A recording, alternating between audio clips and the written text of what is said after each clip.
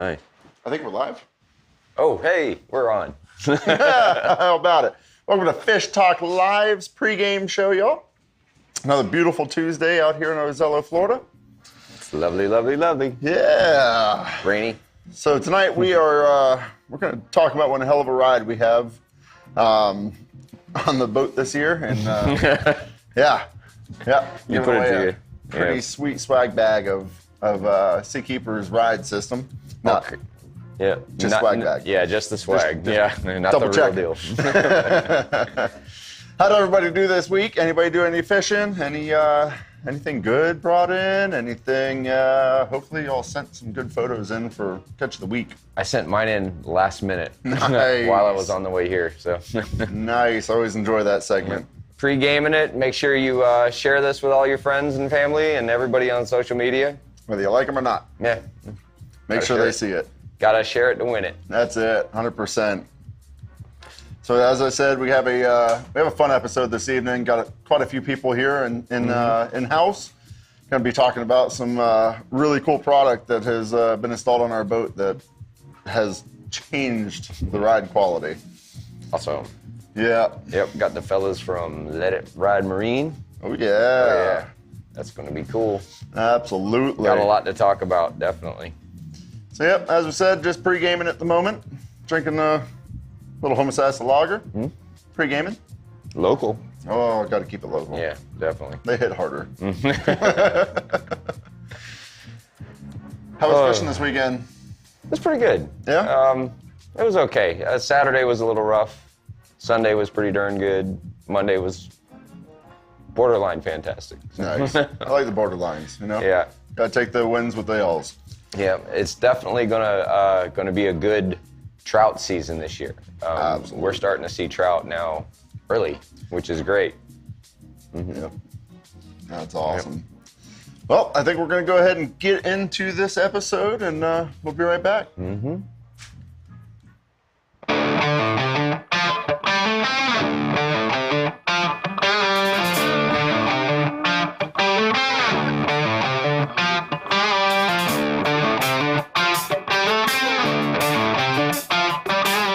What's going to be impressive, I think, is the hole shot. Like when we get that hole shot stuff dialed in and get the trim command curve all the way up to 100, and we just romp down on this thing, like everybody's going to have a holy shit moment. It's going to be pretty awesome. I've experienced it. It's pretty cool, man.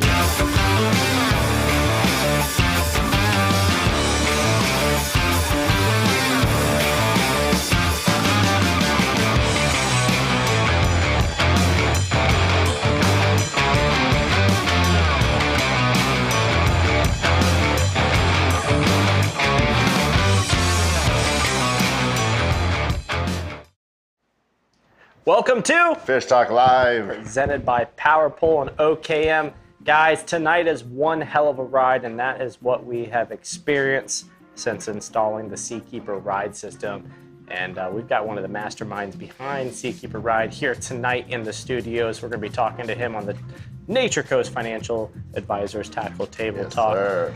And that was a great Mad Skills pregame show. Billy and Mario, great job. But before we get into that, we're going to do a recap on how grouper season has started, where it's went. We've also got one of our friends, Bill, over from Cocoa Beach, who's a very well-known guide over there, who's going to be on the I&D Matthews State Farm casting couch with Captain Mario Castello. Sweet. Can you catch grouper on the East Coast? I don't even know. I would imagine they're a little deeper. We're going to find out here soon. So, Billy, before we go into grouper, and if you see grouper on the airboat, why don't you give us an airboat fishing report? So, playing out there on the airboat this week, it has been a beautiful week out there.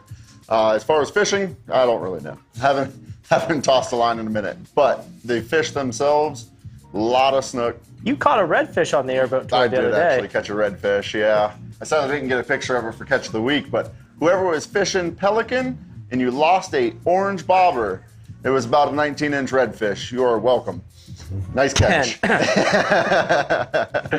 But yes, plenty of fish moving out there. Like Mario had mentioned, we are seeing a lot of speckled sea trout playing out there in the flats, which is always a gorgeous sight. Haven't seen those big ones like Mike was talking about, but there is trout. Most of the redfish and snook that I'm finding are, at least at the high tide, are literally stuffed in the mangroves. Happened to do a drift out in the airboat, talking with my clients, and had to shove off of one of the islands. And the amount of snook that poured out of that place was beautiful. Good. Absolutely beautiful. But they were like 4 feet in. So fishing that could be a little on the tough side. Now, I know everyone's been drawn to grouper since September 1st, but snook season is also open. So if anyone's out there watching right now, if you've been snook fishing, if you wouldn't mind commenting your snook report, we'll read it off here shortly. Captain John's over there on the hot mic, so he'll read it. So if you've been snook fishing, give us an update on what's happening. Definitely some lunkers moving around out there. I Big bet. snook. Yeah, I mean, with the opening of grouper season, they haven't been pressured yet. I was just going to say, it's probably the most unpressured they've ever been. Yep, they have not been pressured yet. They just slowly roll out of the mangroves as the airboat comes through. So it was pretty cool to get to see that. They're not very spooky. Jessica said she caught a 29-incher the other day. Of course, Jessica Nice. caught a 29-incher. I believe that. Jessica catches everything. Yeah, still seeing a bunch of little sheep's head out there. Few, I'd say, out of the 80 or so that I see throughout the week, I'd say at least 40% of those are at least 12 to 15 inches. So there's pretty good sheep's head moving around out there too. So don't forget about those. Yeah, absolutely.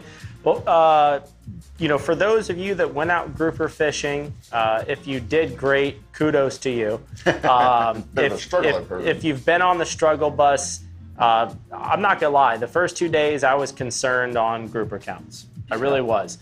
But I said it to my clients. I've talked about it with the other guides out of here and others around. That first day, September 1st, it felt like a post-cold front without the cold. Yep, bluebird skies. I mean, the air even felt a lot drier, but Yeah. it just wasn't cold.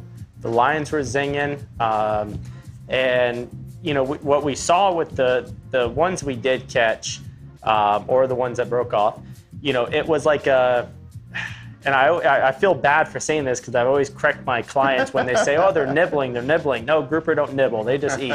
They were nibbling that day. They were kind of just chewing on it, see if the flavor's right first. So, I mean, we downsized to 40-pound fluoro. We downsized to a 5.0 circle hook. I mean, we did everything we could to Hitting be. that red line. Yeah, yeah, that's probably why we had so many breakoffs. We did okay. We did okay. I could say this: the ones we put in the box were Quality. They were quality, absolutely. But today, I wanted to actually jump in the water and see what's going on in some of my favorite ledges. There's grouper all over. They were stacked. Yeah. Absolutely stacked. Just So not hungry. just be patient. If you struck out this weekend, if you had a slow weekend, just give it a couple days. Billy, you were saying something about a front or... Yeah, I mean, there was a front, there was a pressure change that has swept. It hadn't even passed us, really. It's kind of hitting North Florida. It's starting to dip in on us, but it's sadly not cold. Yeah, it's just a pressure change, dry air moving through. I mean, if that is the case, or if it's just something I'm using an excuse, They both sound good. it was the best thing that could have happened because that was the most amount of boats I've ever seen on any opening day of any fishing or It's fish insane. species. It was crazy. Absolutely insane. Usually when I'm on my airboat tours, everybody's wondering what little specks are out there at the horizon. This time of the year, I can typically say it's scallop season, but I wasn't sure. Most of them were not in the local area. You could see them all the way from Homosassa, all the way to Crystal River, and it's like, I think they're grouper fishing and they're struggling. Yeah. Boats were moving everywhere. The spear fishermen that I've talked to did really well. Force fed. And that was what made me want to. They're always eating steel, right? Yep, always. That's what I wanted to jump in the water today and check out for myself. But so those grouper, the day one, I'm going to blame it on pressure, pressure change. Day two, I'm going to blame it on the pressure from the day before, boat pressure. And then we'll see what happens on day 3 tomorrow. So That's it. Don't set the hook. yeah, don't set the hook, please. Besides that, if you're out there, like I said, downsize if you're struggling, downsize your leader, downsize your hook size. downsize your weight. That, and even at the same time, pull a Mario. Start 60 feet further away definitely. than what you usually do. And if there's nothing, slowly troll a motor closer to it. Slow and low. I can tell you this, every single one of my clients that try to jump up on the bow after the first couple hours on day one, it's like, get down there. Mario says slow and low, we're gonna do slow and low. That's it. If you went out gag grouper fishing this weekend, also give us your update, please. If you did really well, give us your coordinates, please. And besides that, if you have any questions about gag grouper, ask now. John, has anyone been talking about grouper? Everybody. Darren did say grouper has been tough. He got 4 on Sunday, but they were in the middle grounds. Whew, that's a hike. It's a hike. Yeah, that's a good hike. I heard people going out of Cedar Key did really well. A little bit further to the north? Yeah, a little further to the north. I have no idea what the difference there could have been, and that was on day 2. They told me day 1. Now all right. So day 1, they said they struck out big time. They were asking me.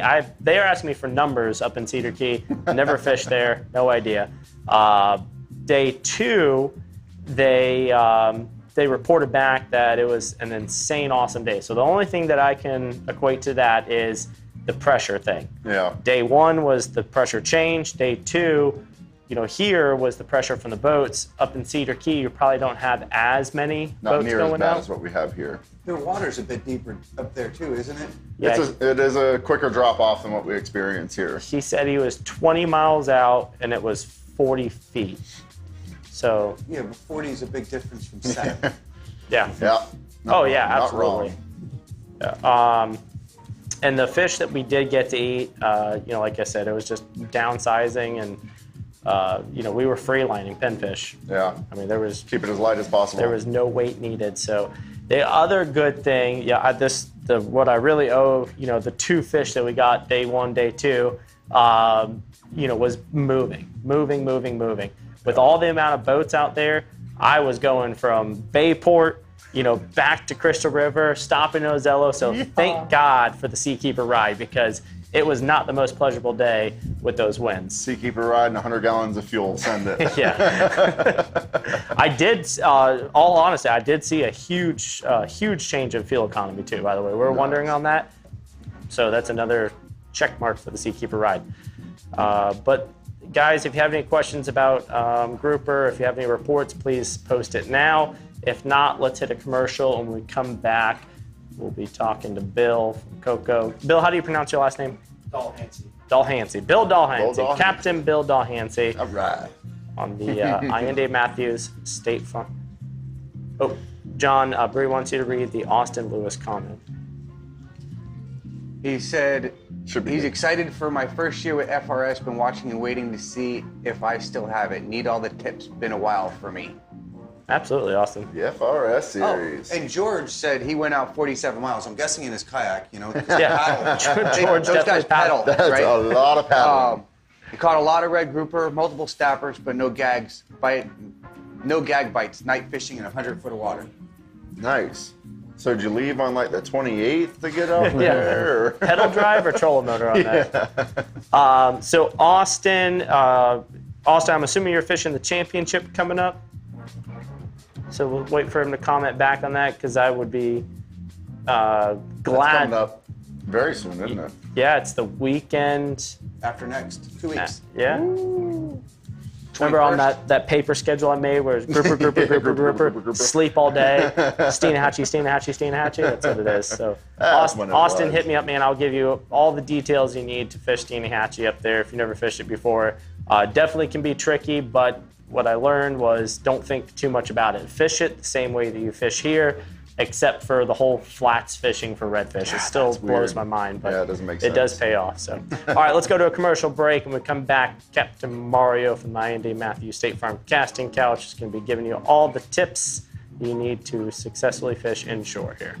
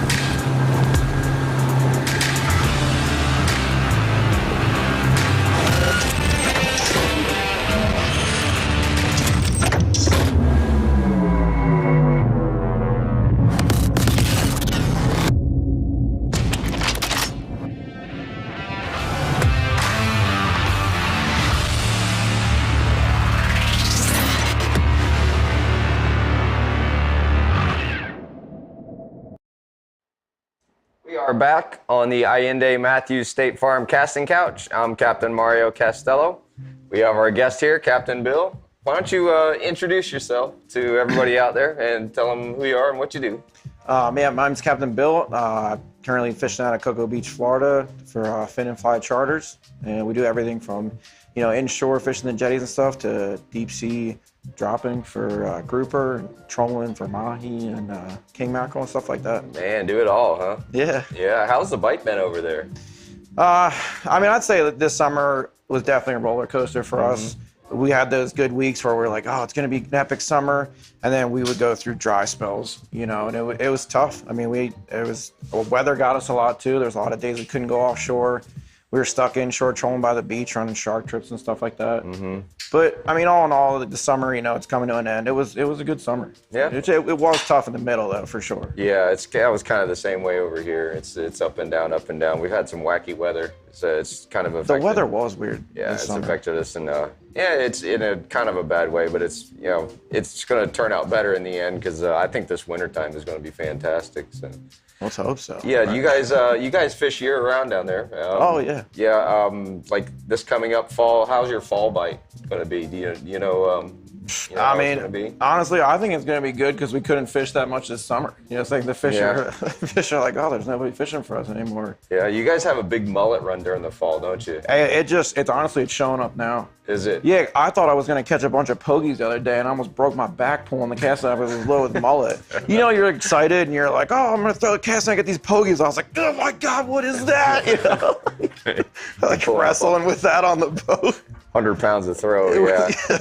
Yeah, once you get our age, I don't want to do that no more. just pretty much done with it.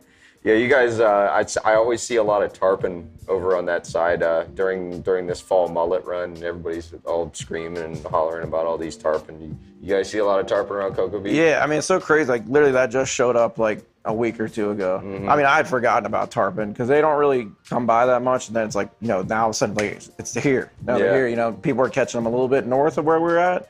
But, the radio's blowing up. I'm getting tarpon, blah, blah. I'm like looking around like, where? I don't see any. Yeah, your trips that you go out there, just say, yes, we'll start with the inshore stuff.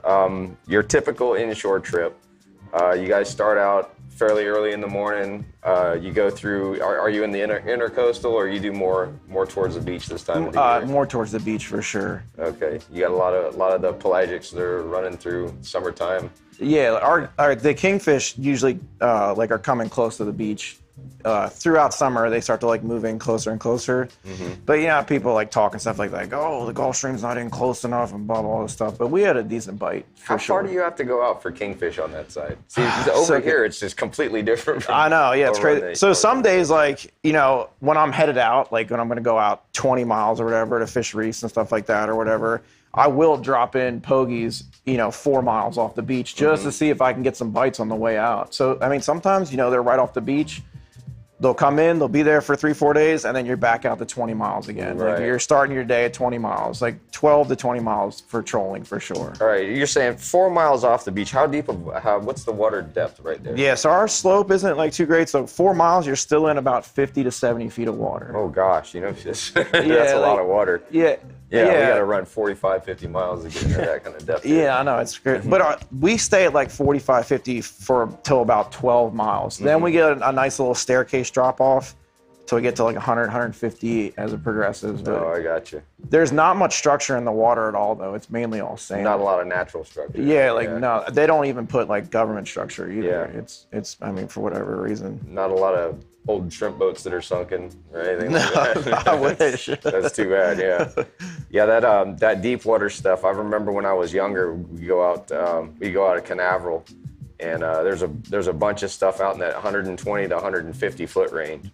And this is back when I was 12, 13, 14 years old. And man, it was just so fun. You can catch fish on just about every drop. I haven't been fishing on the East Coast and offshore fishing on the East Coast in a long time. The inshore stuff I still did quite a bit all the way up to about 3 or 4 years ago. But yeah, talk to us a little bit about the bottom fishing, the grouper fishing offshore. So that's a big part of our fishery is, going up, getting up early, driving out, hour and a half, getting in those 20 to 27 mile range and dropping down in, 175 to 270 feet of water for our groupers, like that, especially when the season starts, like everybody's just gunning to get out there. Right. And then a big advantage that we have using like the Seakeeper Ride is I can add 15 minutes of my fishing time with my clients because I can drive just a little bit faster than everybody else. Right, you can get there first. Yeah, and There's it not does lot make of a difference, especially, like you're a guide, you're on the radio the entire time. So it's like you're driving out there, you're dropping baits as quick as you can. Like, what's going on? Reds, I'm out of here. I'm going north or I'm going south. They would just split up and go crazy. But like, I'm always out there first, or we're out there first because we have better technology just to go a little bit faster sometimes. Right. And then that's not always the case. Sometimes it's too rough, but on the choppy days and stuff, that's where the ride really performs nicely. I mean, I'm burning people through the inlet, and they're mad. Upset, yeah. Now your seasons over there, are they any different than here? I don't know if they are or not because we have the Gulf Council to deal with. Yeah, I mean, I would just say our red snapper season's the one that's like way different. We have one day this year. One day? Yeah. One day. That was Really? it. What? Yeah, it was hilarious. I mean, you want to talk about a circus. People, anything they could get in the water to float, they were out there. One day. I was like, is that a bathtub? Sounds a lot like my ex-wife. Yeah. God. Good Lord. Yeah. Yeah, we had 44 days, 42 days this year, I think. I can't remember how many we did, but that's Yeah. But the gag group, I know the grouper season's a little bit different over on that side. I know our snook's different from one side. Oh man, that's snuck. Yeah, that's like you never know when they're gonna close it or open it on us. I didn't even know it was open today when I was out there. Yeah, on this side it opens today, and in the spring it opens. I believe it's March 1st, and you guys are open like February something. I can't remember. Yeah, exactly what it was. it's weird how they do that. It's hard to keep up with. It You sure always- is. Thank you just goodness gotta- for fish rules app. Yeah, I'd be in jail right now. You got to either get that fish rules app, you got to stay tight with FWC. You're on your phone with the fish in the water in the net, like looking around. Like I don't know. Does somebody have a tape measure? So is gag grouper open right now on the East Coast? Honestly, I don't know because the month just changed. I didn't even get it. I haven't been offshore because of the weather. I would look at my fish rules, but I wouldn't be surprised if it is open right now. I mean, this is a really dumb question, but is gag grouper like targeted on the East Coast, or is it mainly like black grouper? And No, we target gag. Like that's our main thing that people Really? are pulling in. Our limits too, and I mean it's not uncommon to get your limit. I mean obviously you have your days and stuff like that, but gag grouper, like we pull them up underneath the cruise ships, and then we pull them up 30 miles offshore. But they're little inside the cruise. They're small guys, but yeah, I mean They're closed. They're closed. They're closed right now. people, Yeah, it's the South Atlantic federal waters. Yeah, I know it closed like a month ago or something. I don't know when it reopens. Yeah, the seasons are so hard to just keep It up is. with. It's ridiculous. Yeah, like. And I imagine over there you probably don't free line pinfish for gag grouper. I mean, if you wait You'll like be an hour and a waiting a half, it'll get to the bottom. Yeah. No, I mean, typically we're dropping 18 to 24 ounces of weight and stemming the tide. Yeah, I mean, you're just like boosh throwing a cannonball off the back. Like I mean, I'll prep my people too. Like I'll show them how to like drop it as fast as possible because you only have a short window of when the boat's gonna be over top of the spot. And they're over there. Like, my hands hurt. This weight's so heavy. Like, drop it. Like. That's a completely different way to. Yeah, fish the I'm grouper also than using everybody 15 does. feet a leader with like a live pogie or a croaker or something. So you're dragging that, holding the weight, and then throwing it. Trying to get it right above the spot. Some of the spots are so small. And Trying to drop around top. You'd like fishing over on this side for group. Yeah, I know. They're like, we catch them in like 30 feet of water. I was what? 30. 3 feet of water. Yeah, I know. I was like, Yeah. you should fly fish for those things. Like, Jay- Find them on my airboat. Yeah, I know, that's We've caught wild, 'em- yeah. We've caught them trout fishing before. yeah, I didn't know that they were that shallow. I'm definitely gonna come over here. yeah, and we've got fish. them on a fly. Yeah, that must be wild. With Yeah. Jay from Bahia, we did it last year or year before? 2 years ago. That's pretty wild. I mean, yeah, we're not touching them until we're at least 20 miles out, 150 plus. Yeah, I mean, yeah, I've caught them at the mouth of the river before. So. Yeah. yeah, that's While we're trout that's very interesting. But like I said, there's really not structure or anything between the beach and the deep water for them to really even be on.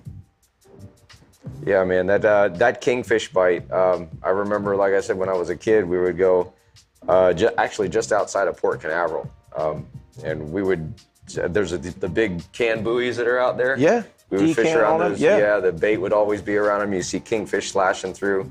and we'd throw topwaters out there for them, and that was a blast. Yeah, the kingfish bite can be amazing there, you know? But I used to love it when I was a kid. I need to get myself over there again one of these days. We're too busy with everything over here. Oh, and the snapper too? Yeah. Yeah, the mangrove snapper have been on fire this year. Like, I mean, we're catching big ones right in the mouth of the port that I've never even seen over the years. Right. Snook fishing's really good over the port too. Well, they have been in the past. Before 9/11 hit, we used to fish over by the Coast Guard station right there on the at the port. Now they've closed all that stuff off. But you can only fish one little area of it now. It's one little thing, and they're like always hovering around, like looking at you when you're fishing. My biggest snook ever came from that seawall that's right in front of the Coast Guard station right there. There's a big undercut on the bottom. I know of exactly what you're talking about. Yeah, it's all closed there. Yeah. And then they met the 25-foot rule from all the walls, so you can't even get up underneath the walls. I mean, there's still a lot of big snook that hang out underneath the lights and stuff at night. But I know some guys sneak in there with kayaks, but I mean, you just can't get to it. And they're always watching in the port with cameras and stuff. Yeah. A friend of ours from Coco said about the manta ray, push, and cobia. Oh, yeah. Is that something that...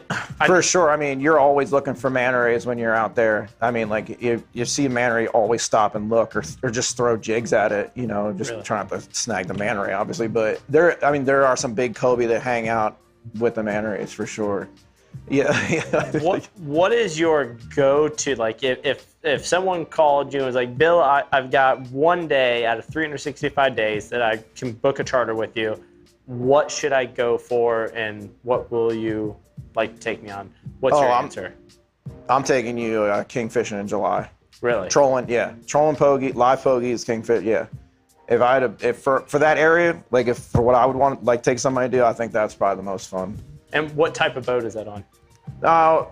Depends. I mean, if it's the weather's good, I'll run a 25-foot bay boat out there just because of the speed, you know. That'd be cool. Yeah, but you know, if the weather's rough, definitely 30 plus sport fisher. That sounds like a new episode of That's what I'm thinking. That's what I'm thinking. And what you have the Seakeeper Ride. How long have you had it? What boats do you have it on? We have it on our 25-foot bay boat, and we have it on our 30-foot CV center console. Nice. Yeah. So Brian Hammer wants to know about triple tail in the port. Oh, okay, yeah, triple tail in the port. Definitely, yeah, like June and July, you can get them on the buoys. Like, you know, you've probably heard of Buoy 19, maybe. Well, they did a YouTube thing on it. It was like big thing, but there's always triple tails. They come in that port and they load up in there. It's super fun. Yeah, I mean, like, and the port's got so much trash in it. Everyone just drives by them. You know what I mean? Like, that's a triple tail. Yeah. That's not a trash bag. You know, like, yeah. Yeah, early spring too. It's really fun. Yeah, actually, one of the captains, he caught like a 26-pounder. Don't quote me on that. I can't remember, but I mean, it was monster. It was one of the biggest ones I've ever seen. Yeah, I can show you a picture on my phone. Probably the guy I talk to all the time with Scott Lum. Yeah, I fish with him all the time. Yeah. It was John Lau that actually caught it. Yeah, but he works with me and stuff like that. Yeah, he caught it on one of the buoy 4 right out of the inlet, I think it was. But yeah, like early in summer. Yeah. Yeah. There are a lot of triple tail in there. I haven't seen any in a while, but in the early summer, they're big. Full grown over there. They're big. It's cool. Yeah, triple tail is fun fishing there. Yep. So how would one get a hold of you to book a trip over there? And you know, 2, what's the biggest benefit? So I'm still new to the whole Seakeeper Ride thing. I've seen my benefits, but I feel like I'm keep learning every day. Like I find something else. What would you say your biggest benefit to, you know, since you switched to the Seakeeper Ride? Like what's your favorite attribute that you have from that? And then how would one book a trip with you as well? Okay, so book a trip, you just, you know, go to Fin and Fly Charters on Google. We're like #1 that pops up in there. And then as far as like the Seakeeper Ride, one of the biggest benefits for me is definitely like the extra time I get to fish, and then the peace of mind of just driving the boat and not having to like really stay on the controls. Like I'm more monitoring what's going on, and like I see like a rogue wave or somebody drives by me in a boat. Because the nicest thing about it is the side to side. You're not turning away from the wake. So you know you're not supposed to hit it like dead on and bang. So you want to go like at an angle, and the boat rocks like this. And you know people stand up for whatever reason. They do weird stuff. I mean, it holds that boat flat. So if people want to stand up for whatever reason, I don't know, because they're always like doing something unsafe. It makes the boat a safer platform to work on, especially when you're running an hour and 30 minutes out, you know, and people are just sitting there and they're slumped over like this, and the boat goes to roll, but the Seakeeper keeps you nice and level. And people do need to get up and walk around and grab a drink or something like that. You know that boat's not going to roll on you. But for me as a guide, keeping people safe on the boat and having that Seakeeper and keeping that mindset of they're going to be safe when they're moving around. Yeah, definitely. Yeah, I wonder if that would work on a skiff. Find out here soon. Definitely. 'Cause I know that was one of Dan from Let It Ride's big question. So we'll talk about it on the Tackle Table Talk tonight. Yep, definitely. But yeah, the inshore red fishing, everybody talks about it around the Mosquito Lagoon area, North End Indian River, but not so much around Cocoa Beach and further south. How was the red fishing down there? Terrible. That's probably why they don't talk about it. It's closed. It's At least we completely know the closed. truth, Is guy. it? Closed. It's been closed this whole summer. See, that's how Well, I think it was- know about it. No, yeah, I think it was completely closed. It's, you know, and I think, I don't know how many trips I ran every day, but I've probably seen 4 caught. My goodness. I think on my boat maybe 3, and then other guys. I mean, I've seen some decent sized bulls come out randomly. You know, like when people are fishing for snook, looking for big schools, and just, oh man, you got a big red, but it's closed. And then even in like Mesquite Lagoon and stuff, you very rarely see them. Right. You know, I mean, I run a lot of bioluminescent tours at night too. So like I'm constantly looking in the water, and I very rarely see anything bigger than like this scooting away in the bio and stuff. So, I mean, Now, would that be the north side of Mosquito Lagoon or The south side. south side? yeah, like in We were on the north side.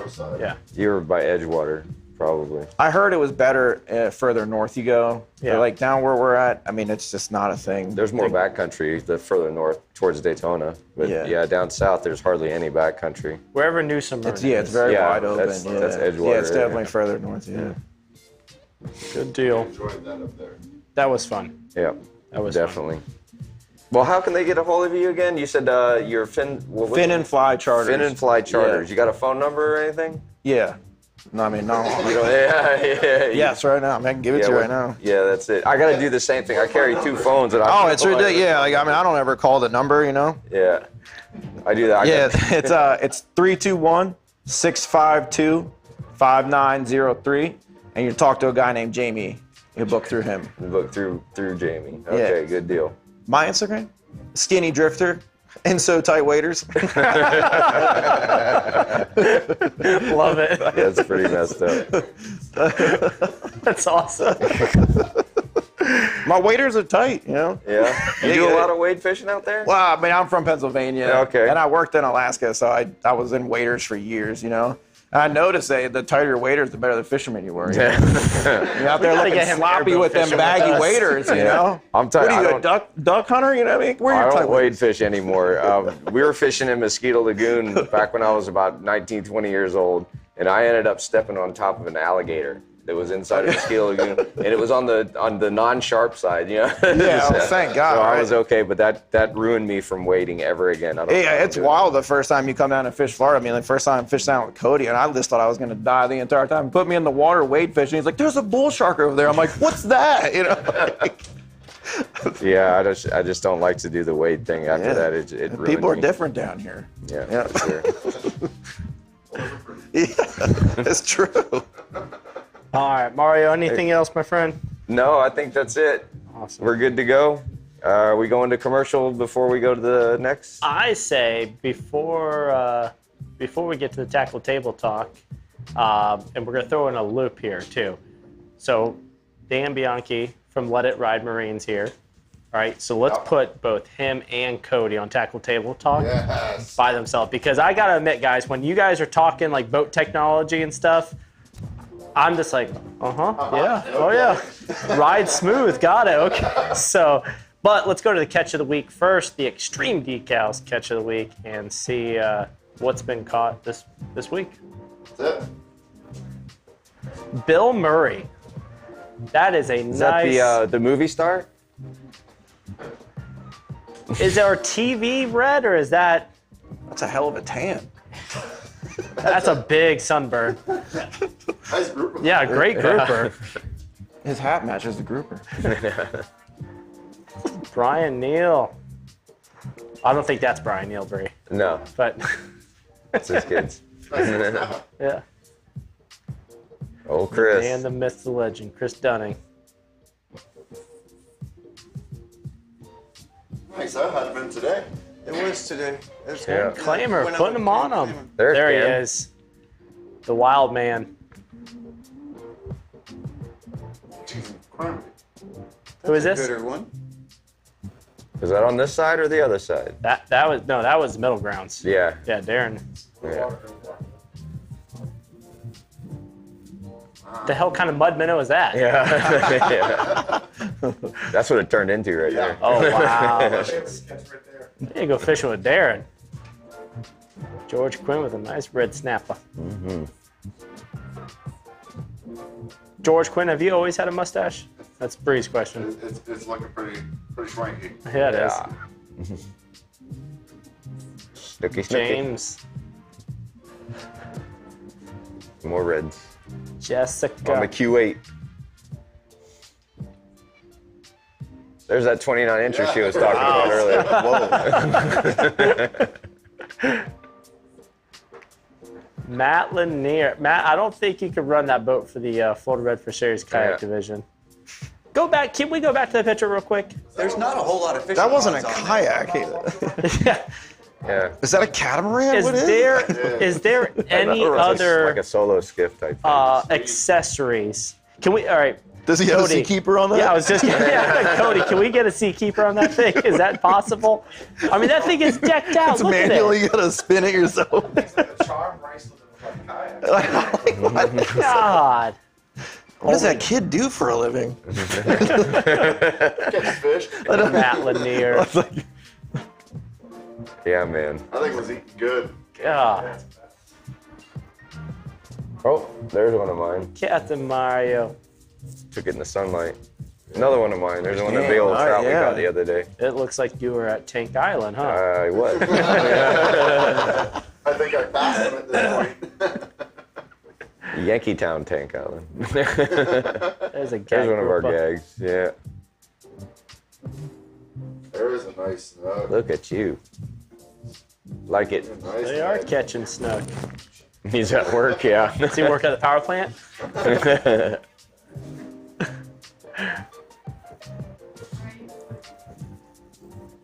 Was that it? What was that? I think that was the last one. All right, so let's hit a commercial break and we come back. Nature Coast Financial Advisors, Tackle Table Talk with Coty Garrett and Open Breeze coming off. Damn.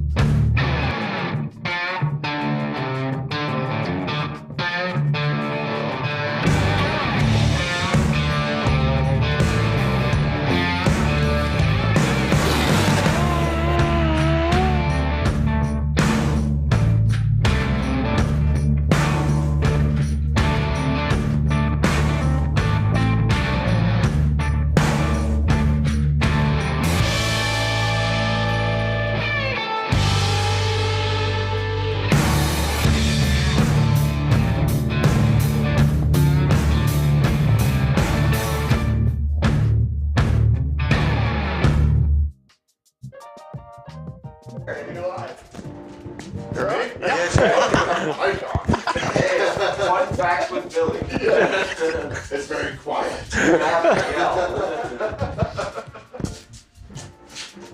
Difficulties, just bear with us for the moment. Well, I'll tell you what, Billy, Mario, why don't you guys go over a local fishing report here? What happened this week? Here. Yeah, both are all good here.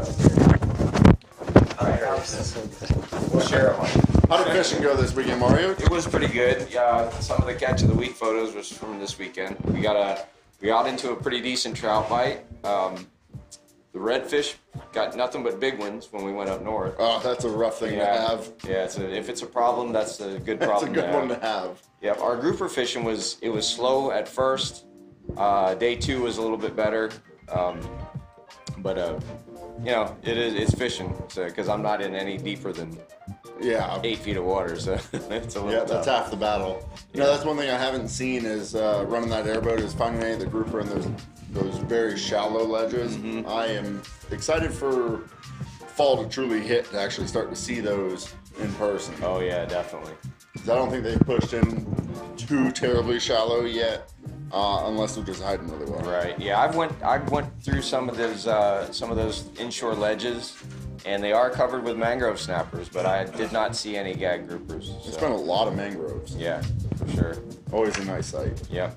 And they're getting bigger and bigger too. So this is like every 3 years we usually have a good mangrove snapper run, and I believe this is the 3rd year, and I'm starting to see the big ones. I don't really target them that much, but we're starting to see the bigger ones in all those areas. I found a new little crack on the south side. I guess it would be south side of the reef, just north of Green Key. Yeah. And I mean, it's a tiny little hole. And what gave it away was the amount of mangrove snappers. Yeah. There had to have been probably 45 to 55 little snapper, only about this big, but it was awesome to all watch them funnel off into the earth. Yeah. In the past 2 years or so, I think I've found 4 new cracks right in front of Long Gap. Never knew they were there until last year and this year. I found like 4 new ones. I've already had 2, but I mean, you pull up to them, and I did see some redfish in them too. So the last time I was there. That's one thing I miss about having a GPS on my airboat. I don't need one, but the thing I always enjoyed was laying down a track and shifting 20 feet over. Yep. Every run. When you do 5 runs a day, you get to cover a lot of water. That's how you find stuff. Oh my goodness! Find some of the best little cracks and ledges on the inshore side. Is don't follow the same track twice. Yeah, definitely. All right, so I think we're ready for tackle tabletop. You guys are awkward.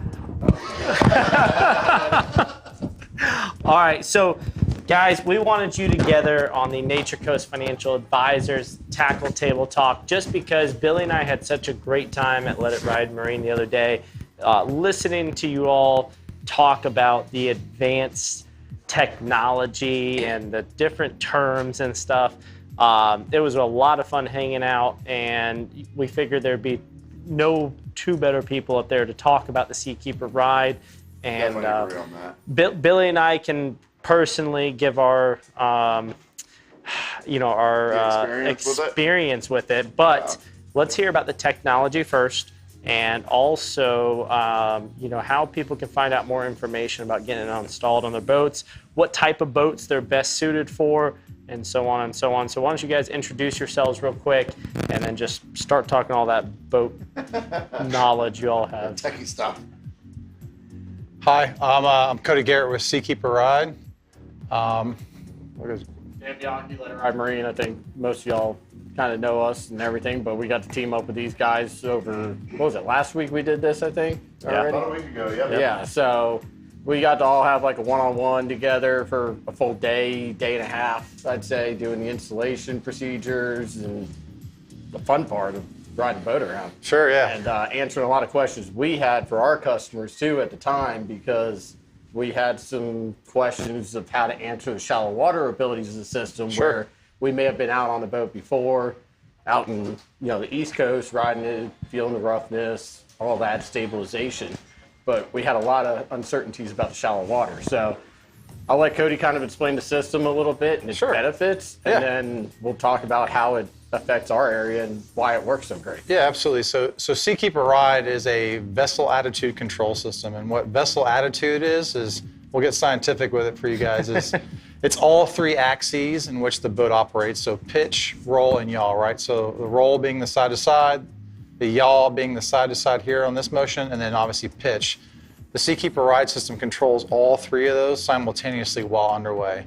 Some of the things I think were really cool that we get to play around with, right, was some of the added benefits that our product has is the whole shot control.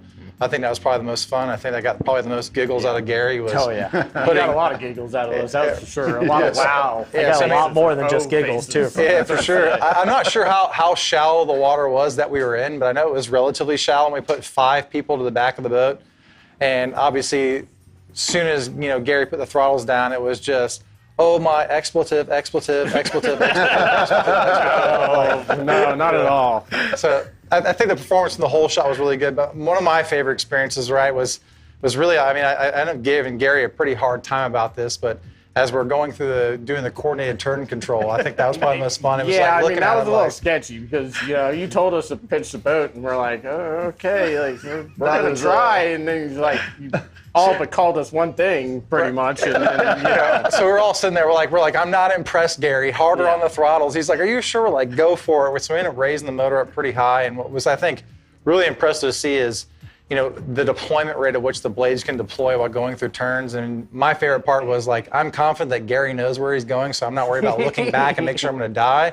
But seeing the fact that, as we're going through some of these tight canals, we're in probably, Gary, 1.5 feet of water maybe? Yeah. And the fact that normally what happens is, right, when you raise your motor up that high, if you get don't have a lot of below, cup in your prop, right, you start losing, you get ground effect, right? So I'm getting scientific again here, so hold tight. well, you get that drop. Exactly. And that's what.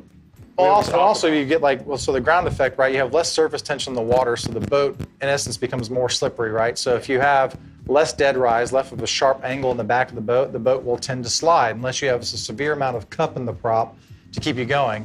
Which still requires powering out of it. Sure, 100%. And with the ride deploying and actually heeling the boat over, it was keeping it on its chines through the entire turn, and it was pretty impressive to see. I mean, I can't say because I never ran the crazy stuff that you run through, Gary, but just the smiles on your face by watching these guys just ripping through these turns, and the boat just stayed glued to the water the entire time. Yeah, I mean, it was literally like driving an airboat almost. I mean, we pointed the bow, punched it, and it was straight back on it. Still, though, I have to give Gary a hard time about our time going through the hard seas. Like, you gotta hang it over harder, man. Like, you get some more into the boat, I did it to Billy back, though. When I let Billy drive, I was like, Billy, come on, hit it. Billy 40 didn't miles hold an back, hour. for Just sure. turn it. Oh, I held way back. Yeah. I held way back. I did not feel comfortable in that tower. And I'm like, all right, you do this, and I'll feel the experience. And then when it's like a 180 and the whole boat just right, I'm like, whoa, okay, this is wild. So we got to test all the shallow water stuff. Like we went through the install, and what people will find is pretty interesting is the system's actually glued to the back of the boat. When I say glued, that was mind blowing to a lot of us. I mean, all of us. But now after watching the process, seeing it, hearing the numbers, what it takes to get it off. Yep. I mean, Julian told us like, you got to take a Sawzall blade if you ever want these things off, pretty much. Yep, off the transfer plate. Yeah, so we use a methyl methacrylate adhesive, which is, per square inch is 30,000 pounds of shearing force per square inch that's being applied to that adhesive. And what we found that was really interesting about that is like you can run screws and bolts, all these different things that adhere a piece of equipment to the back of the transom, but you create friction points, right? You create pressure points all throughout there. If you have an even mated surface, you're displacing that load equally across the actual transom, and that surface screw points that are going to pull. Sure, or crack or anything that comes along with that. So you get equal surface. But the nice thing is, right, let's say you're going to install this thing and there's a stringer in the way, or there's a rig tube, or there's a hose, or whatever could be behind the opposite side of the transom. You're not worried about penetrating the other side. Right, you're not worried about punching a hole through it, right? So you could just grind down the gel coat, get to exposed fiberglass surface, glue this thing on. And you also have variability too, right? So you can move in and out. Say it's not a perfect surface, like there's whatever may be behind there. It's not a factor anymore. You can just glue it straight to the surface. Yeah, and I think the big thing too, as part of the installation phase, is that how much less drag you're taking up in the water. I mean, what was his system, about 6 inches maybe that hangs off the back of the boat now? Yep.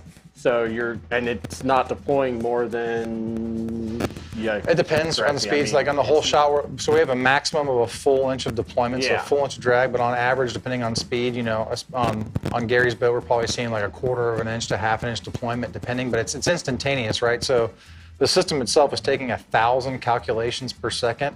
That makes it 100 adjustments a second. 100 adjustments a second. So I mean, if you want to sit there and try to type Morse code onto your trim tabs, you're more than welcome to. But you're gonna struggle with it a little bit. Even if it is, you're not getting that kind of return out of your tabs that you think you are. But I mean, you also don't have 12. Your average trim tab size is 9x9, 9x12, and you're not having that 2 1/4 inch drag behind the back of the boat, which we've seen in fuel economy improvements. Huge, Backing up a canal. 2 mile an hour, 2 mile an hour difference. Yeah. At the same RPM, less drag in the water. The canal backing up was insane for you. Because you recognize that. That's why you always see us just like, what? Hang on, I gotta try this again. I don't think this is possible.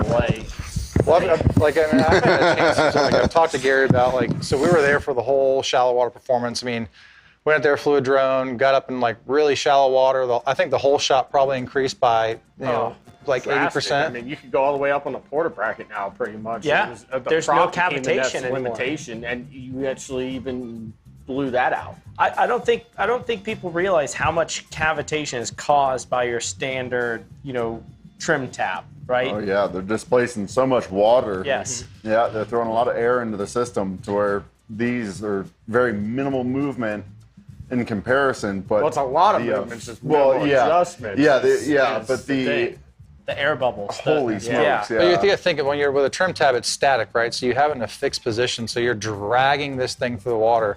The Seakeeper Ride system is deploying instantaneously to get you up on plane, then it's making small micro adjustments for the rest of the time on that while you're going through the whole plane cycle. So Dale just asked a question, will it eliminate porpoising?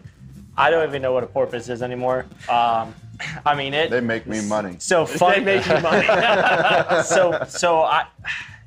Bill said it best. It gets you fishing more. Yeah. It's automatically set to auto, right? When Yeah. you start the system up. What was that?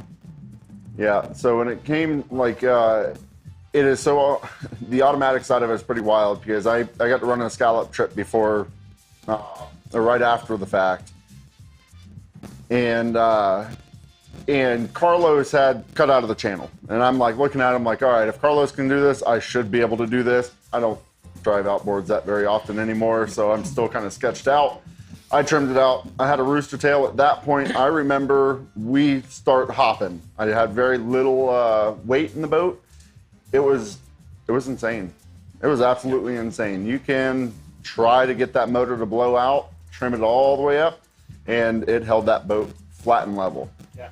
Even into the turns. Yes. So what we say is, on average, it's 70% reduction in pitch and roll. So that porpoising motion, to answer your question, the porpoising, imagine if you have a boat that hops real bad or porpoises real bad, we're going to reduce that by at least 70% on average.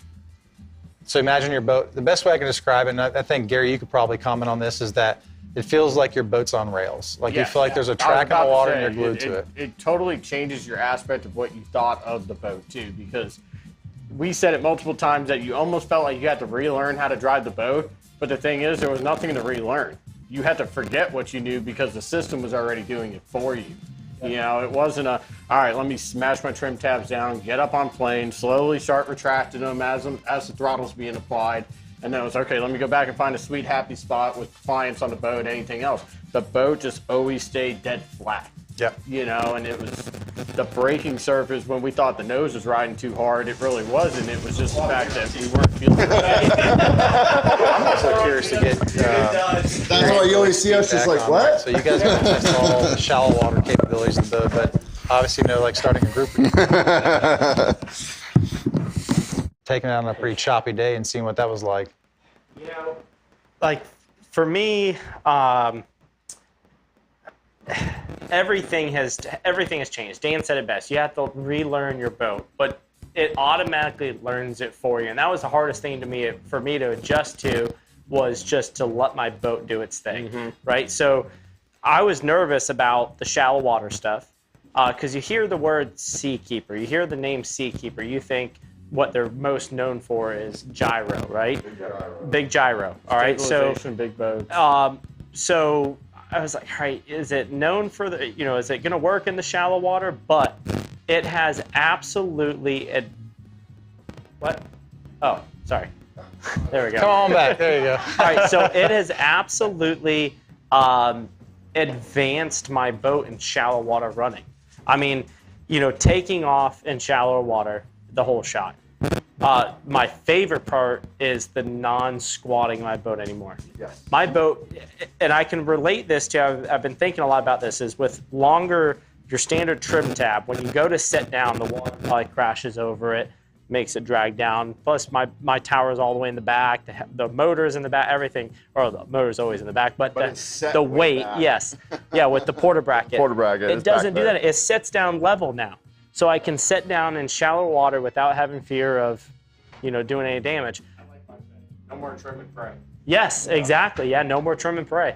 Hashtag no trim and pray. There you go. We'll make sure we put that on our Instagram. We'll make sure we put that. No trim and pray anymore. But to answer your question, so I just got to learn, the full effect of the Seakeeper Ride system since grouper season. We've had those heavy east winds. My boat being a flat back, going with the wind was always the absolute worst thing. I would rather go straight on with heavy wind than a light wind from the back. It was, the boat would dog walk. It was just not comfortable. As soon as the waves would catch the flat back, it would make it dip, and it just was not comfortable ride for anyone. You get soaked too. There is no more of that. It glides. Would you say that it puts predictability in unpredictable conditions? Yes. Yeah. That's a pretty good way to look at that. Yeah. No, absolutely. Today was fun because it was a straight south wind, and I was heading straight west to my pinfish traps. Yeah. Before it was I had to go way north and then cut back south, or northwest and southwest. Now it's not like that. You can go straight on and nobody gets wet. How would you say your fuel economy has improved on the system as a whole? We always hear we get ranting, raves, and reviews, and they're varying, right? They're mixed reviews, right? We'll see some where it's like, oh, I've had a customer say I've gotten like at least 5-10%, but we had claims of pretty high savings in fuel expenses depending on what the customer's using their boat for. But that's one thing I always like to get honest feedback from their boat day in, day out. Is, what have you seen from a fuel economy perspective? So I can't give you a mathematical exact percentage on it. Whole science thing, right? Just 2 mile an hour at the same RPM. Yes. Yeah, I remember the 2 mile, but I've never had, so Dan just came out to the marina the other day and installed this fancy thing that tells me, the exact fuel. I never had that before. Yeah. I could tell you this. I've never felt comfortable running 3 days in a row without fueling up. And I filled up yesterday before my trip, and it barely, I think it took like 20-something gallons. And Yeah, I it was was less than 30. what? How? I just ran 2 grouper trips and burnt 20-something gallons. There's no way that was possible. And I've ran down to Bayport, Arapaika, back to Crystal River, and then back to Bayport again. And so the fuel economy is definitely much larger. Exactly percentage, I have no idea. But the speed, like Dan said, it was 2 miles per hour at 4,000 RPMs. So I gained 2 miles per hour. So the engine's working less hard. Yeah. My favorite experience with it is when I ran that scallop trip, just like Bill said, is when people got up and moved. Yeah. Mm-hmm. Well, They literally get up, move, and the tower just stays set. yeah. It's like, ooh. I hope we just have the video of the dancing. Oh, yeah. Oh, yeah. If you could save me the embarrassment of that, I would really appreciate it, but I doubt it. We'll save that for a clip. We'll save that for a clip. We call it the Seakeeper Shuffle now. Yeah, that's the Seakeeper Shuffle. That's true. Demo.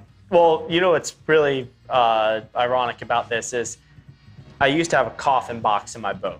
It comes out of Contender and stuff. And I had to take the coffin box out and replace it with two-person seats dead in the middle, because I always had a really bad problem of people standing up or shifting their legs around and going down the side, and all of a sudden my boat would start doing this. Such a narrow hull that it was like a needle going through the water, so it dipped and weaved, and you had to adjust for it. If I had the Seakeeper Ride previous, I would have never have switched to from a coffin box. Yeah. I can believe that, actually. Yeah, think about it. Yeah. I used to complain about That people was the biggest that complaint. didn't want to sit on the coffin box, so they'd sit on the side of the boat, and then all of a sudden, and there was not enough trim to counter for that. No. Now, I did it to Billy too, the Seakeeper Shuffle. Oh, yeah, we rode with it off and dancing up there on the tower, and then all of a sudden it was like, oh. It's like, oh. I know that's another big question too. Is you brought about off and on? Yeah. You can manually. Yeah, you can shut the auto off yeah. and manual it like you would your normal trim tabs. Yeah, but we're not there's sure no why reason you to would do want that. Yeah, I think we discovered that. We're How not would you- sure why you would want No it. reason to I do think- that. Cody. So don't get him too excited now, all right? Because he's the only one that feels this way. So I can tell you that our research and development team is always looking for advanced features of how we can incorporate our product. And airboats is something that I will tell you, nothing is off the table.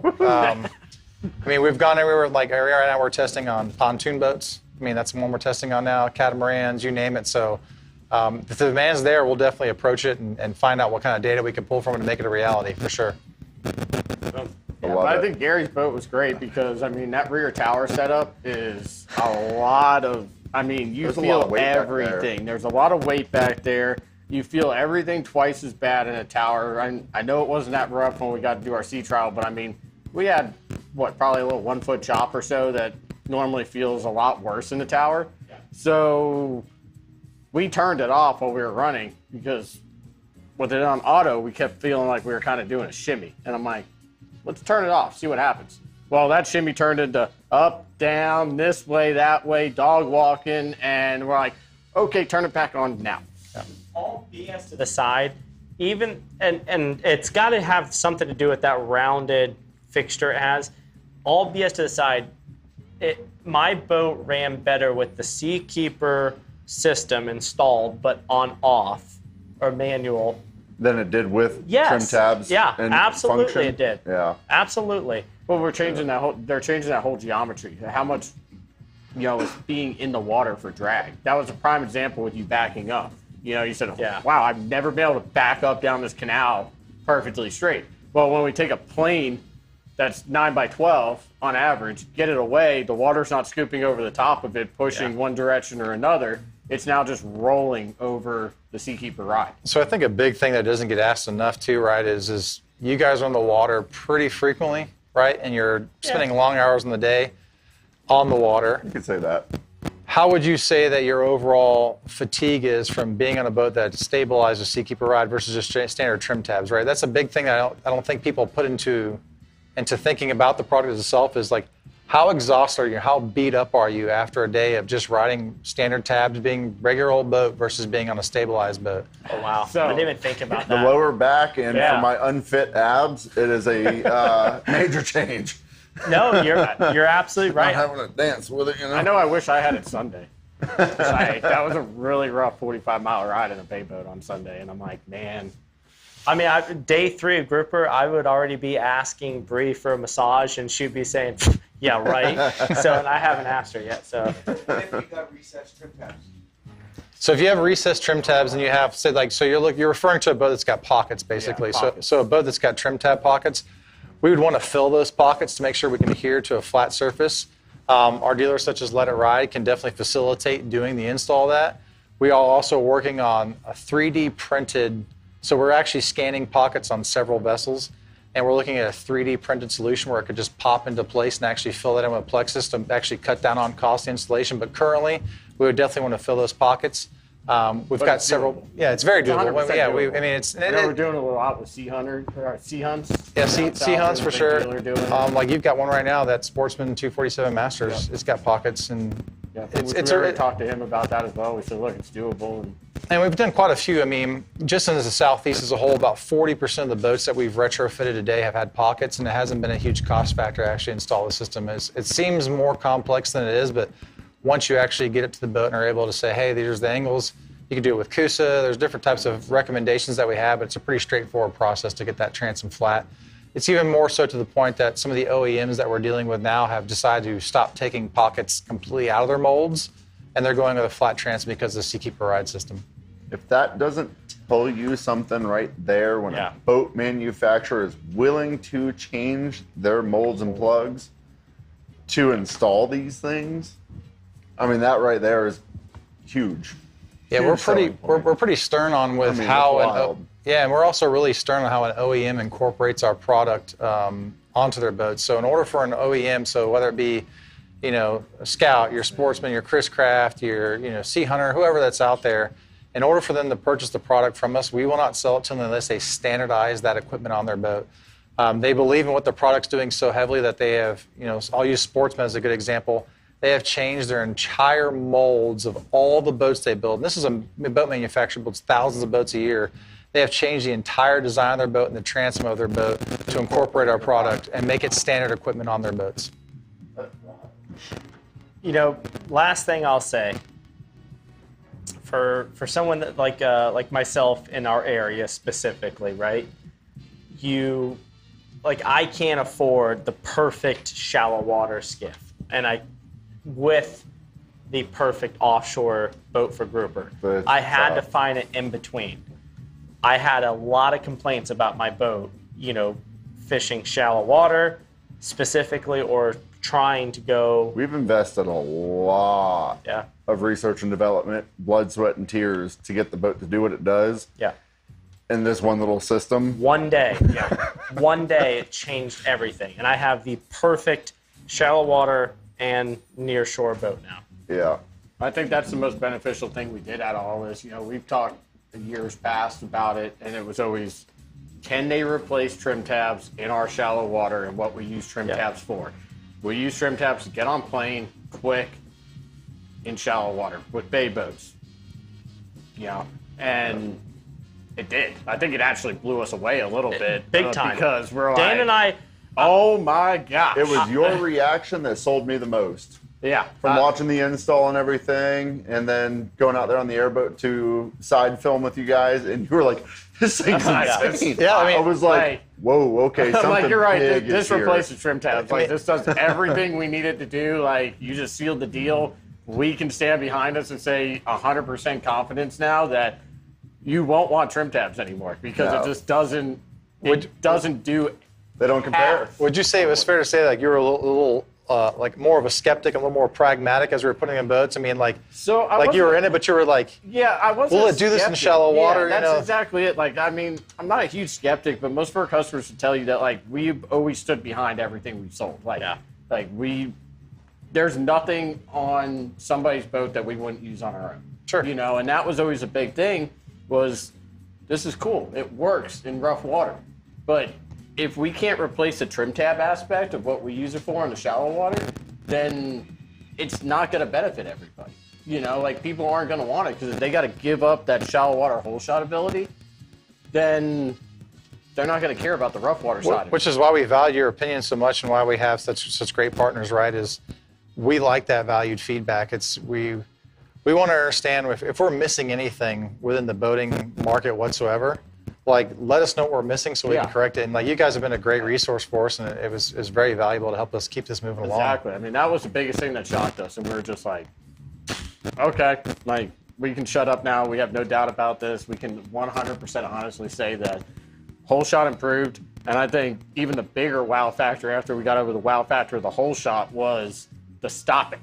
Like, when we came to stop, and as soon as you felt where the back end of the boat would want to drop down, like, you couldn't even say, like, oh, it was just, the whole boat just leveled right back off. It was like somebody threw the anchor out in the back of the boat and just pulled it right back. And we're like, okay, like, no more trim and pray. Jack plate, two-handed, jack plate up, trimming motor up, coming back to neutral, and just being in the front of the boat, hearing nothing but laughter, I was like, I'm taking this as a positive. I think this was good. It was a whole lot of holy shits and just like in awe. Like, the first 2 minutes of the ride, Dan and I were really quiet. We're like, this is real. You're just absorbing. Yeah, I mean, I don't Yeah. think we really knew what to say to each other for the first few minutes. We're just like, okay, like, give us a reason to be a skeptic for a second. Because I couldn't find. We tried our hardest. We really were. We did. I mean, Gary may not drove the boat hard enough, but we had to yell at him and pull a little whip out for him and be like, go Well, I've hard. gotten used to it now, though. He's like, are you sure? I'm like, hammered down. We're like sitting back kind of like, you know, we're like the peanut gallery, just giving him hell Yeah, about it. We're like, harder, harder. He's like, are you sure? Like, harder. We're sitting out there in front of Fish Creek doing figure eights, like, just whipping it as hard as we can. He's going harder, and I'm like, okay, what's gonna happen? And, like, we were flat doing You just figure wait eights. for the catch that doesn't catch. Actually, That was the wildest part. Billy, I never told you. You remember the old cotton field run behind Tiger Tail Bay? Yeah. I ran that in a boat. Jesus Yeah, that's what we did. That's where it felt like an airboat. Because it was just like, plan it, go, power, turn, okay. Like, I don't think you throttled one time in the Everything's turn because it responsive. just hung.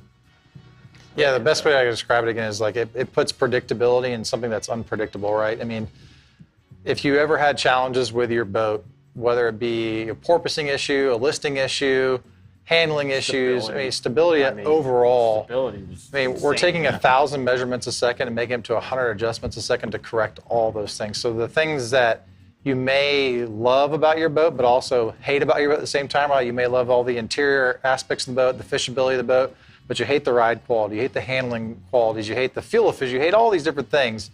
I think Seakeeper Ride does a pretty good job of rectifying a lot of those challenges that exist with a boat that's out there today. Pretty good is an understatement. Yeah, Big I was statement. about to say that too. That's Yeah, it's Well, thank you. We appreciate that. What's the cost estimate and any warranty information? So it depends on the size of the boat. So I'll give you MSRP values. A boat up to 26 feet, the system is $4,500. Once we go from 26 to 30 feet, we're $7,500 for the system. 30 feet to 36 feet is $10,500. Installation will vary, right, depending on what's behind the boat. You know, hot pockets, high-speed pickups, anything that's relocation-wise, they have to go and put in there. And the warranty, we have a 2-year warranty. It's unlimited hours. It's a full encompassing warranty for 2 years on parts. Which after spending a few days with you guys, you pretty much stand behind and make sure everything's perfect. Yeah, and we hope that you guys beat on the product as hard as you can. I mean, we have a boat right now that's in durability testing that's been going. So it basically runs 8 hours a day, 5 days a week, does not stop, and it's approaching 3,000 hours plus at this point. And it's either it goes out when it's flat calm or whether it's 8 foot and at 8 seconds it's going. And we're a little over 3,000 hours and no catastrophic failures. Right, they're still in the back of the boat. The boat's still running. So and another question on the durability side of it, for a lot of the people that don't run their boats quite often but leave their boats in the water, growth factors. Yep. Does growth factors as far as barnacles, grass, anything of that nature play into effect of that, or? Little washers. Yeah, dropping a little washer in there, Gary, and having to fish it out with a flathead screwdriver and some grease. Yeah, we got it out there. So you can bottom paint our equipment. We don't have any recommendations on specific bottom painting, but we do have bottom painting instructions. So any type of bottom paint that you would use for your hull, you could use in our entire piece of equipment to stop from growth and barnacles, mussels, whatever type of water you're in. I did have an interesting one with a customer that was, I think, somewhere in Alaska or maybe somewhere in the Pacific Northwest, and a beaver decided to come eat the back of his boat as well with the controller. I said we unfortunately can't warranty beaver attacks on our system, but Acts of God. Yeah, that's an act of God. Like, that's insurance. It was wild. I mean, I wish there was a warranty for beaver attacks. all right. Can you adjust the system manually? Yes. Yes. Yep. Yes, you can. You Yes. can still So- run them like regular tabs, but So you the probably que- won't want So, to. so if you're running the boat at an angle, right, let's just say that you're running the boat flat. I'll use my hand as an example here, but let's say the boat's running true and flat and it's stabilizing, but everybody's getting a little bit of spray coming over quartering to. You can actually heel the boat over in this angle by manually moving it over. That becomes a new zero for the vessel. So it will stabilize the boat in that heeling angle. So you'll still not get the pitch of the roll or anything, but stay in that heeling angle and basically keep it from getting sprayed. That's pretty sweet. benefit in a flat bottom skip. So we talked about that on the way in. Like I looked at Gary. I said, I wonder what this would do on Carolina Skiff. So we had that conversation on the way in about that, especially the slidability of Yeah, it. so I mean, definitely from a turning perspective and a hole shot perspective, I think we're going to see a massive improvement. So a lot of things that make a flat bottom boat great, right? So draft, running in shallow water, all those things make it good. The things that are making it good also make it a bad boat. They don't handle well in rough water. They tend to slide, especially when you're in shallow water and you have the prop higher up in the water, they slide.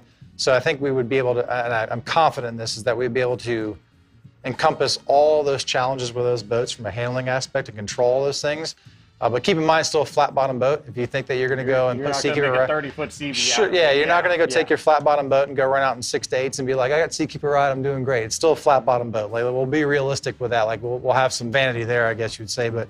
As far as the sliding, though, I think. But yeah, right. You stopping. didn't buy that style of boat to go run at those conditions. But from a shallow water perspective, being able to increase the handleability and the comfort of the boat and the hole shot and all those things, like absolutely, we'd be able to encompass all that for sure. There's one sitting out in the parking lot just in case you need to. I think the biggest question is anyone that bought a later 90s Carolina skiff. Like, remember the 21-footer we had? Yeah. We sold it because the sliding was too sketchy on that It was boat. a wild ride. It didn't have the chimes they ended up adding later on. Could you imagine that system, the Seakeeper system? It'd on have made it much this? more comfortable. Yeah. Because when you're sitting up there in a 6-8 foot tower and you're sliding completely sideways, it's not that enjoyable. More throttle. I mean, a question I always pose to a lot of individuals, right, is we look at what the price of what a trolling motor costs today, right? I mean, it's a pretty expensive. $5,000 almost anymore for the new 100%. And minimum. when you look at a trolling motor, you use it when you're actually on the vessel itself. You're using it less than 30% of the time, right? So a lot of your time is in transit. You're getting to where you're going. and then you're dropping the trolling motor and you're fishing. But the to and from, I think, is always something that kind of gets neglected, right? Is you're realizing that the trolling motor only affects people that are fishing. It keeps you on a spot. It acts like an anchor. You can do several things, and they're great. They're a valuable piece of equipment that I think, especially when you're fishing shallow water, everybody should have. But when you look at the ride quality and the predictability of what you want out of your boat when you're running the boat, and you look at the price point of what Seakeeper Ride is for that size boat compared to a trolling motor, I know, Gary, I mean, I'm obviously biased because I work for the company, but like, what would be your opinion on if you look at the value of what the Seakeeper Ride system is versus the trolling motors that are out there today, like how would you weight those two? I think Garrett hit it because you're saving money not buying another boat. Yes. I mean, That's that, and then also, if I had to do, like, I love my power pole move. I depend on my power pole move for fishing, right? But if I would have had the Seakeeper Ride system a long time ago, I would have been able to save up enough money to buy my power pole move sooner. Because the fuel economy, you're taking a lot of damage that you put to your boat. Everyone has boat maintenance. Oh, yeah. For what we invested in that hull, trying to... Exactly, yeah. Yeah, 100%. I mean, we had a lot of issues with that hull early on. We had to beef it up big time. We wouldn't have had to done that if we had the Seakeeper Ride sooner. So, I mean, the value, I'm still speechless, and the best way I could put it is I have the best of both worlds in one boat now. Yeah, it's one of those things. It's a heck of an investment, but it's one of the ones that once you ride on a boat that is installed with the ride system, it's not that big of an investment. Yeah. Yeah, and we're doing demos here, so if anybody wants to check it out, you just have to do a deposit to Dan to make sure that you're actually going to order it. But, come take a ride with us. Take a ride with us. yeah. There's so many good puns. Wow, There's so many puns. So many. Yeah. That's It's going to be a hell of a ride. One hell of a ride with Let It Ride. So many rides. That was a match made in heaven right there. I know, I'll tell you, the timing was impeccable. Right. All you have to do is just let it ride. There you go. I mean, You let it ride, you'll be in for one hell of a ride, right? Yeah, there it is. we can keep this going That's for a a while. Fun city over here. Yeah, we can keep this going for a while. So, Coty, you're doing some cool giveaway stuff for tonight. Correct. Yep. Billy, you thought of the magic question earlier. I saw it in your I eyes. already forgot it too. Come on. One job. How many adjustments per second There it is. can the Seakeeper Ride do to keep your boat steady? How many adjustments per second? 1 second. How many 1 adjustments? second. How many? Everything else that it does. a First 12 lot. people to answer that correctly is going to get added to the Extreme Foam Decking Reel of Fortune. So the first 12 people to give the correct answer to. How many adjustments per second can the Seakeeper Ride handle? So we're going to play the commercial that Brianna made earlier for Seakeeper and Let It Ride. This is, I mean, my videos, I just do it like a little app real quick. She put a lot of time into this one, so enjoy it. Guys, thank you all very much. Coty, Dan, Bill from Coty. I could tell Bill's going to be a new Ozello guy. Like, Bill fits in I had You're gonna come fishing those. yeah, we're gonna hang out a lot, Bill. Guys, thank you all very much. And then we want to get Dan. We're just about out of time now. Checking my watch. I'm just You like that? we're just about out of time, but I do want to get Dan back because he offers a lot of other services. 100%. One that he did just before the show that I'm really excited to go Oh yeah. test run We're talking tomorrow. about fuel But economy. We're about the I want to see the. So what is it called? The Nispro. Nispro. Niz Pro. Niz Reflash. Pro, let's go. I like it. Nispro, let's let's go. See, we Puns, the right. puns, they just keep coming. All right, so John's jotting them down over there. The first 12 people to answer a question correctly is going to get a sweet Seakeeper Ride set up. Little swag system. Swag system, yeah. Not a All ride right, system. so let's but hit a some commercial swag break. system. When we come back, we're going to be spinning the reel.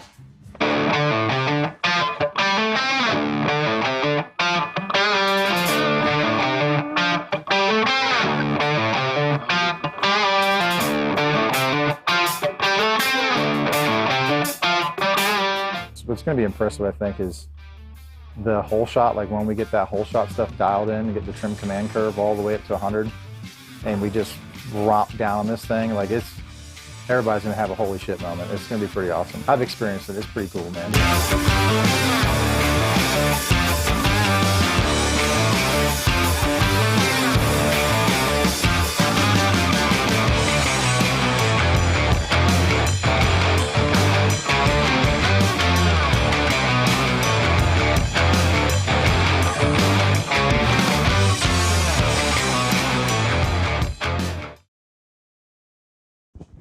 What do I gotta do? Oh, this is fancy. Guys are getting in position. Hopefully you guys have answered What do we have? the secret question. We You're got gonna spin it. You're 12 the people. guest. You're not from around here. You get to spin it. I'm not from around here.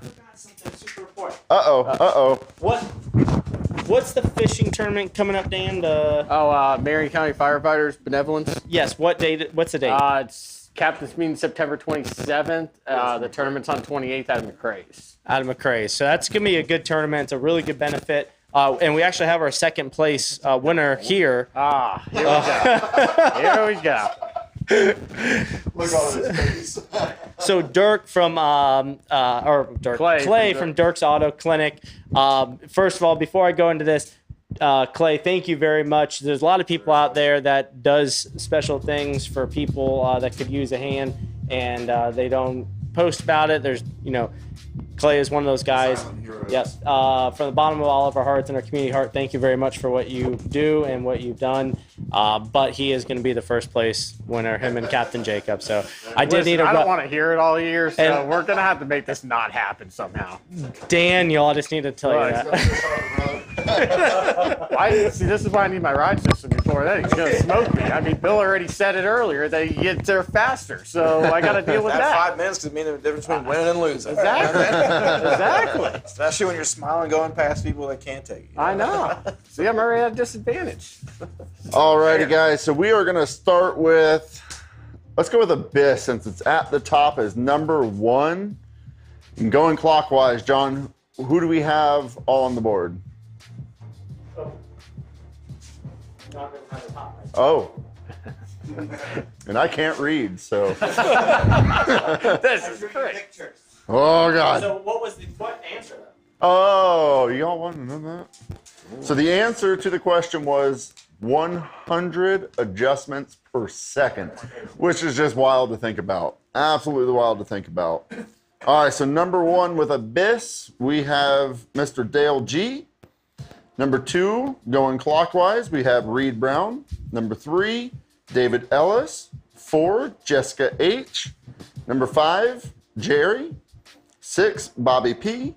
Number 7, is that Steve? Yep. All right, Mr. Steve. Myself. Okay, yep, Mr. Myself. This is John's handwriting, I'm trying, so bear with me. Number 8, we have Matt Lanier. Number 9, Chris G. Number 10, Chris Hertzy? Yeah, something like that. Chris H. We have TJ Jordan at number 11, and number 12, we have Mary Jordan. So if you guys would, give it one hell of a spin. Give her there. All right, spin. Let it ride. There we go. There it is. Yeah, very stable. 12? Oh. Mary Jordan. Let's go. You got yourself a ride swag bag. Make sure she sends us her address to give Cody to send. Yep, there it is. Please send us your address so we can get that sent out to you. Lots of goodies coming your way. Yes, lots and lots of goodies. Send it off, Billy. All right, just want to thank everybody for joining us this evening. Thank you guys from Seakeeper. Sorry. I am not used to this position. Dan at Let It Ride. Captain Bill, thank you very much for joining us. Thank you to all of our sponsors here. Couldn't do it without y'all. And look forward to seeing y'all next Tuesday. See you next Tuesday. See you next Tuesday. See you next Tuesday. Yuck. Nailed it.